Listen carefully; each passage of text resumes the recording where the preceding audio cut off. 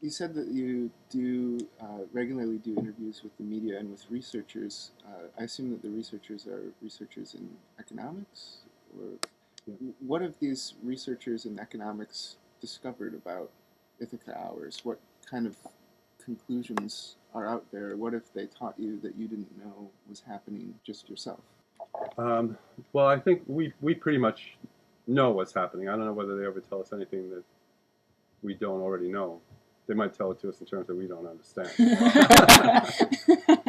know that that happens. We had a guy here once who was here from Japan, and he was here for an entire year on a fellowship to Cornell University. I mean, he brought his wife and his two children here with him, and it was to study local currency and what it does for what they call the multiplier effect, which is the fact that, Ithaca hours, because it doesn't leave Ithaca, what kind of money does that generate for the locality?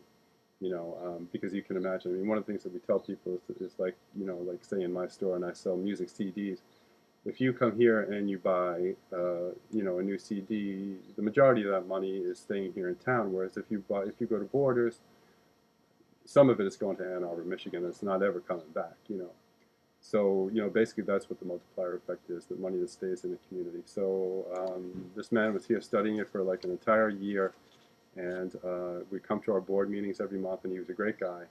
Um, his English wasn't so terrific, but it was the last meeting that he was going to come to before he was going back to Japan. And he did a presentation for us to describe the multiplier effect and all that.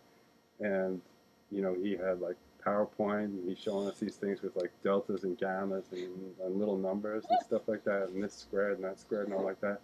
And I went on for about 20 minutes, and the board were all just kind of looking at each other like, am I the only one who doesn't get this? And then at the end of it, we said to him, but so like, Noboru, could you tell us like, just to kind of sum it up, like what this all means? And he said, oh, yes, it means that Ithaca hours and the multiplier effect works very, very good. And we were like, okay, whew, that's a relief. I think actually it was something along the lines of like a local currency will have like 30 times the effect of other currencies, something along those lines. So like I say, we don't really ever hear very much that we don't already know.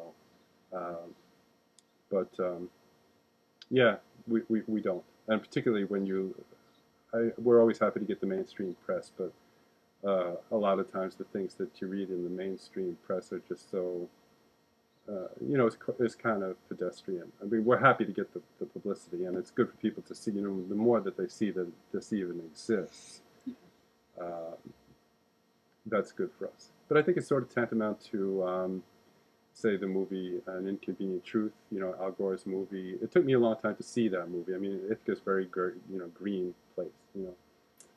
So I didn't really get around to seeing it for a while, and then I was reading a review in the New York Times, and they were saying, I think that the reviewer used the word shocking.